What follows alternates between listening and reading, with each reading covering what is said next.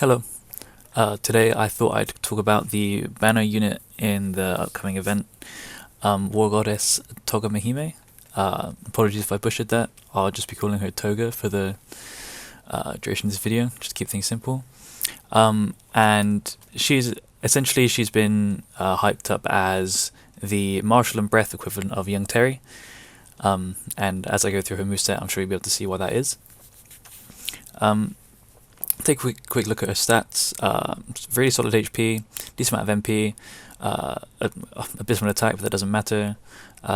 Decent defense, decent amount of agility, low whiz, and that doesn't matter. 2 move and 50 weight. And she is a question mark type, or Dark Lord type, Riddle type. I don't know what you call them. If we look at her kit, she has Prayer Whistle, restores 100 MP to one ally other than herself. Not that great, but can be useful in some scenarios. Her second skill, Life Whistle, heals a major amount of HP for all allies in area of effect and raises self HP healing effect for 3 turns, 1 to 3 range. This is pretty good. The heal isn't amazingly strong, but it is pretty strong, and also raising self HP healing effect is something we haven't seen before, and essentially that means any unit you do heal, the next time you heal them, they're going to heal even more, and that's going to continue to stack 3 times. So this heal is going to get more powerful the more times you cast it on a unit, which is pretty cool. And then she has War Goddess Whistle, and this raises Martial and Breath potency of all allies in an area of effect for 3 turns, which is obviously what makes the comparison to Young Terry. It's quite obvious from her kit here, and I think this is the first time we have a unit that can buff Martial potency in an AoE or a Breath potency, and she does both in one, so that's pretty cool. Her base perk is raises agility and move for 3 turns, so really we can look at this agility as being close to around 500 base. And 3 move, obviously that's going to be way more useful for actually moving around for healing and actually buffing units. If we look at Awakening 1, when any other ally makes a martial attack, attacks with Soil's Judgment if enemy is in 1 to 4 space range. And essentially what this is if an ally attacks with a martial attack, she will follow up with her own martial attack, which is really weak, does like 100 damage, but it has a 60% chance of lowering a unit's martial resistance. So obviously that makes them take more damage from any other martial attack that will come after that. And it's the same deal for Awakening 3, except this time it's for Breath. Anytime an ally makes a Breath attack, she'll follow up with her own Breath attack with 1 to 4 range, and that will have a 60% chance of lowering their Breath resistance. So she has 2 ways to really up the damage of Martial and Breath allies. She can just buff the potency off rip, and then she has passive follow-ups after that can lower the resistance of enemies. So she can add 15 or 20% to an ally, and then make them take 20% extra damage on an enemy. These are her resistances. Resistance to Sleep's really good. Martial Lock doesn't really matter at all. Resistance to Paralysis is good, but she is 100% weak to Confusion, so need to keep her out of the way of photo scrolls and things like that. And yeah, as you can see, the kit extremely similar to Young Terry's. There are some minor differences. Obviously she's a 50 weight, Young Terry's a 60 weight. But I'll go into a more direct comparison to Young Terry now. So if we do a more direct comparison to Young Terry, as you see, the HP is pretty similar, though she does have more. MP is pretty similar, attack doesn't matter. Defense, again, she has slightly more. Agility, Young Terry has about 20 more, and the whiz doesn't matter. If we look at the movesets, Young Terry has Defend Judiciously, heals a major amount of MP, 1 to 3 range in a cross shape, similar to her Life Whistle. I would say that the secondary effect applied by Young Terry is superior. Damage reduction is always useful, and it can stack with a lot of innate damage reduction that units have nowadays, like Solo and Zoma and things like that.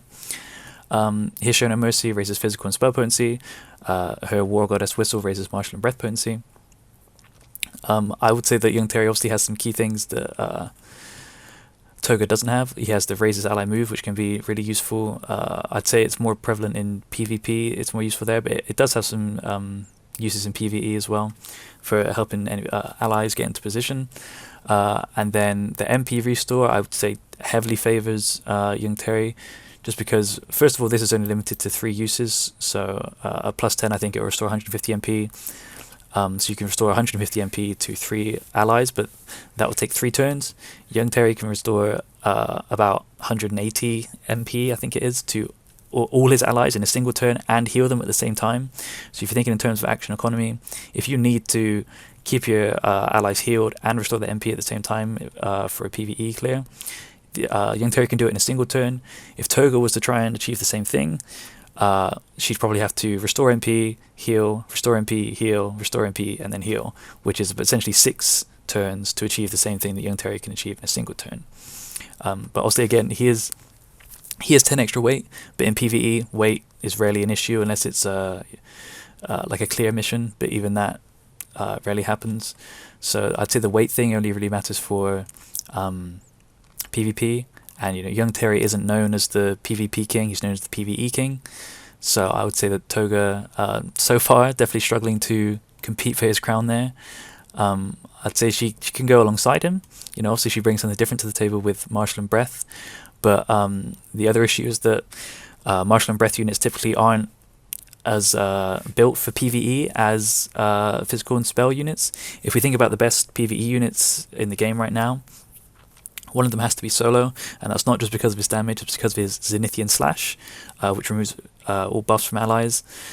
There's also Zoma, Frigid Wave, removes all buffs from enemies, sorry.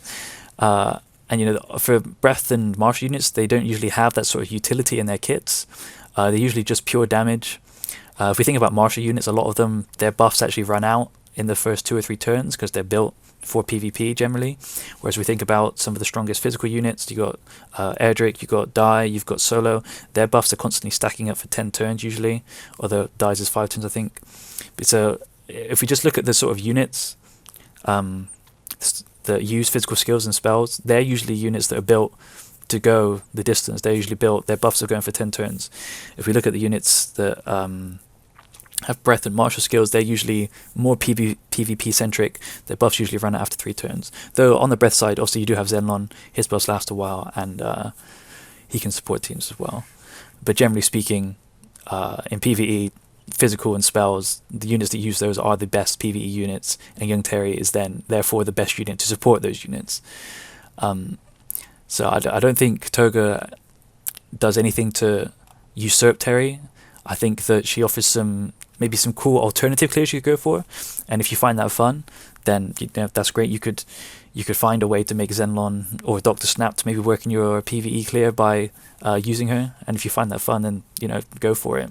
But in terms of like how useful she is, I don't think. I mean, I had a quick look through the Blossoming Door guides on the JP site before this. I can tell you that not a single clear, there's not been a single guide uploaded since Toga was released that includes her in any of the Blossoming Door 40 to 50. Not a single one includes Toga or any Martial and Breath units. They all still pretty much include Young Terry and any other new unit that was released in that time frame, because, like I say, just the physical and spell units are just better, and then usually Young Terry is just used to any new unit that's released, any new physical spell unit that can be used in the Blossoming Door. Young Terry just enables them even more. But I'll go a bit further into the comparison on this. They both have the same battle start, raise agility, and move for 3 turns, which is obviously useful for getting around and being faster, so you can get buffs on your units before they move. And if we look at their awakening perks, obviously Young Terry, Awakening 1, he buffs attack of anyone that uses a physical attack in 1 to 3 range of him, and then he buffs the whiz of anyone that makes a spell within 1 to 3 range of him. And this is better than what Toga does for a few reasons, I'll say. First of all, since he's buffing allies, he can usually play from a safer range. Like, let's say you want your Solo to attack something that's 3 spaces away, and then you can be, as Young Terry, 3 spaces away from Solo, and that means you're 6 spaces away from the thing that Solo is attacking, and still give him the buff. So you can play from a safer range, essentially, since you're just buffing your allies. Whereas Toga will need to be in 4 space range of an enemy to actually land this passive attack on them, which means she's probably closer to the front lines, which is generally not where you want a support unit, because you want them safe to carry on buffing and healing from the back lines. But she won't be able to do both at the same time. She'll have to either be in the front lines to get these passives off, or in the back line and not able to use the passives as well. I'll also say that Young Terry's is guaranteed. Every time you make an attack, if you're in range, you're going to get this boost, whereas Toga's is only a 60% chance, which I think is a little harsh. I think they could have made it 100% and she would still be perfectly fine, nothing close to overpowered. And I would also say that generally speaking, it's more useful to get buffs up on your allies early than debuffing the enemy, because obviously as soon as you kill an enemy, the debuffs don't matter anymore. But the buffs on your allies matter for as long as they're alive for. Though I suppose you could say that if you buff your ally and then they die, and the enemy is still alive, well then it would be more useful to have the debuff on the enemy. But generally speaking, PvE, I would say she cannot compete at all. She definitely doesn't do anything that Young Terry can't do better. She just does it she does it worse, but differently. It could still be effective, could still be fun. In terms of PvP, I'd say no Forge Ahead probably makes her worse. Not being able to apply damage reduction probably makes her worse. And the fact that she can't play from a safer range probably makes her slightly worse. But for PvP, the weight does come into play, and she's a 50 weight. Young Terry's 60 weight, so that means she'll have a place. She'll be able to go into certain compositions that Young Terry wouldn't fit into, and certain weight weeks. And if we just want to focus on Toga again, if we think about some use cases for PvP, I would say Martial. It's kind of difficult to find a real use case for. Let's talk about real-time arena.